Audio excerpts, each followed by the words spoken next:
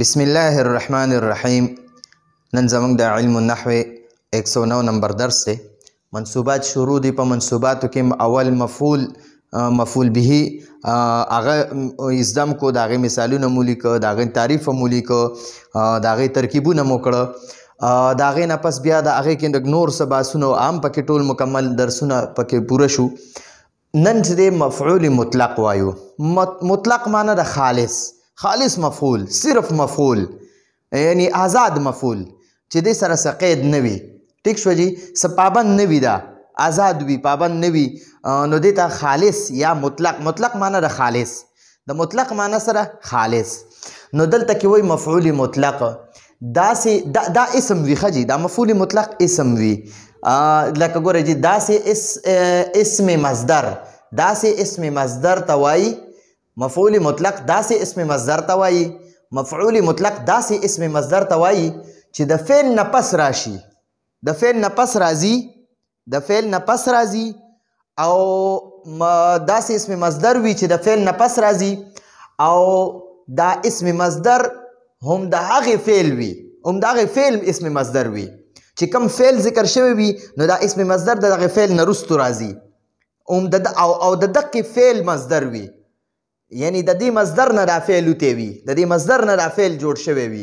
ټیک شو جي. لکه ضربن دی، ضربن. نو ګورئ دا ضربن دا اسم مصدر دی. ټیک شوه. اسم به موږ د څه نه پیژنو چې په هغه باندې به تنوین وي. ښه، علامات هم ډېر مخکې ویلي دي، خو موږ به د دې نه پیژنو ضربن ته وګورئ دا اسم دی، دا اسم مصدر دی. نو اسم مصدر دی. نو ګورئ ضربتو ضربن په جمله کې اوس واوره. ضربتو ضربن، ضربتو فعل دی، دی کې دا تو ضمیر فاعل دی، او ضربن مفعول مطلق دی. نو ګورئ دا ضربتو چې کوم فعل دی که نه، د دې فعل دا مصدر دی. وګورئ په دې کې هم دوه درا با ده، او دې مصدر کې هم دوه درا با ده. ټیک شوه. نو د دې مصدر نه دا فعل جوړ شوی دی، د دې مصدر نه دا فعل جوړ شوی دی. ټیک شوه.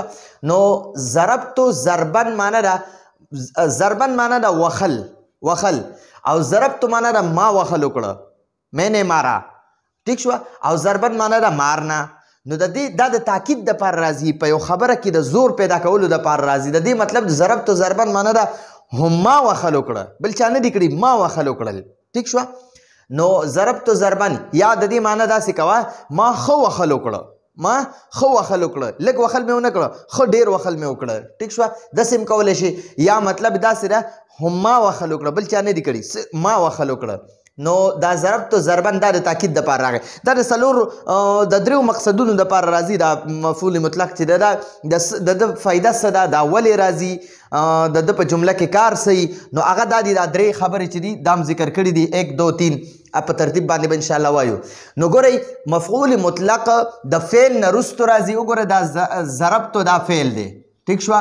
او دا تو ضمیر پکې ضمیر مرفوع متصل فاعل دی. او دا ضربن وګوره د دې فعل نه راغلی دی، د دې فعل نه جوړ شوی دی، او د دې فعل نه وروستو ذکر شوی دی. دا وګوره دا مصدر وروستو دی. ټیک شوه. دا مصدر دی، او دا فعل چې دی دا مخکې دی. نو د فعل نه وروستو مصدر ذکر کیږي، او د دې فعل په شانتې وي چې کوم الفاظ په دې فعل کې وي، کوم حروف دوه درا با او اقا و مغه شان دوه درا با په مصدر کې دي. خو دا ضربتو دا فعل دی، او ضربن دا مصدر دی.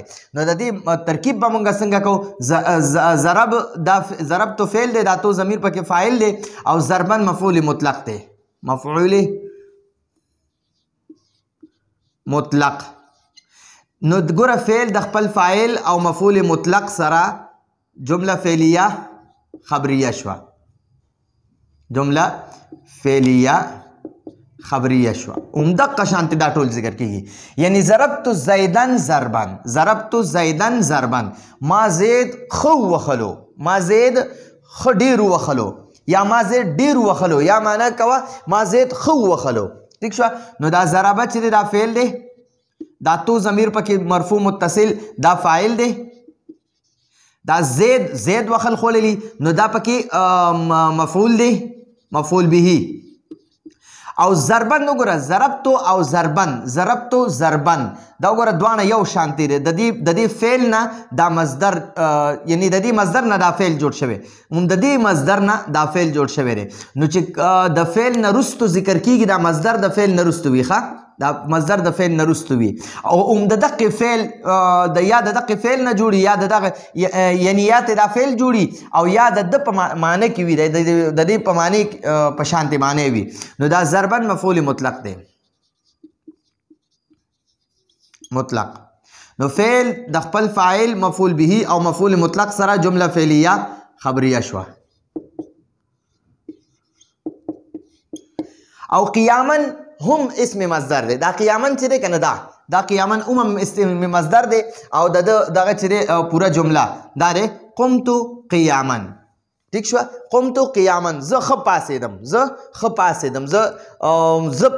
زه پاڅېدم داسې معنی کولی شي ښه جي دا خو دا خبره وه او بله خبره په دې کې دا د مفعول مطلق د دریو مقصدونو دپاره ذکر کیږي او بیا کله کله دا بره خبره چې دا اول به دا وکړو بیا به دا تاکید دپاره چې څه دپاره استعمالیږي دا خبره به بیا وکړو دا مفعول مطلق د مفعول مطلق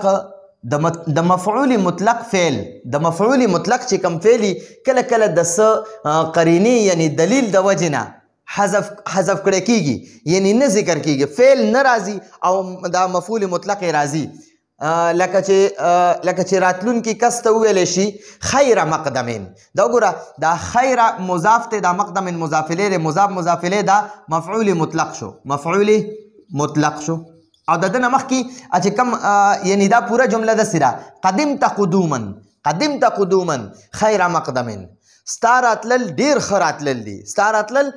ښه راتلل ٹھیک شو نو دا قدمت قدوما دا فعل د حذف کړی دی قدمت قدوما دا حذف کړی شوی دی او دا خیر مقدمین دا مفعول مطلق دی نو دا ورله ذکر کړی دی نو کله کله د څه دلیل د وجې نه دا حذف کړی کیږي لکه اوس عرب دی عرب چې وایي که نه چې زه ستا شکریا ادا کوم نو هغه وایي شکرا بس اصل کې دا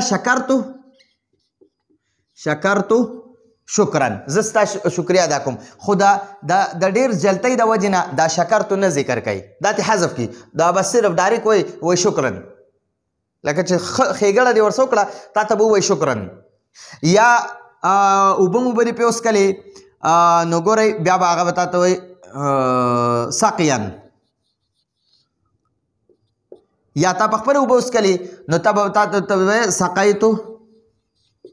سقیتو ساقیان ما اوبه وڅښلې ټیک شوه نو دا وګوره نو دوی دا فعل نه ذکر کوي دا سقیتو ختم کړی وي دا سقیان ذکر کوي یا شکرا داسې نو کله کله دا فعل د دلیل د وجې یا څه اختصار د وجې نه مختصروالي د وجې نه دا نه ذکر کوي ټیک شوه دا خبره پکې وشوه یعنی قدمت قدوما دا حذف کړی دی خیر مقدمین یعنی ستا راتلل ډېر ښه راتلل دي ټیک شوه ها اوس دا مفعول مطلق ذکر کول ولې ضروري دی او ولې راځي نو ګورئ مفعول مطلق د دریو مقصدونو دپاره راځي مفعول مطلق د دریو فایدو دپاره راځي یا د دریو مقصدونو دپاره راځي د مفعول مطلق درې فایدې وي اوله فایده دا ګوره د فعل د تاکید دپاره یعنی فعل کې زور پیدا کولو دپاره دا مفعول مطلق راځي لکه ضربتو ضربا ما ښه وخل وکړه نو دا ښه وخل دا د دې ضربن دا مفعول مطلق د وجې نه دې کې دا تاکید پیدا شو زور پکې پیدا شو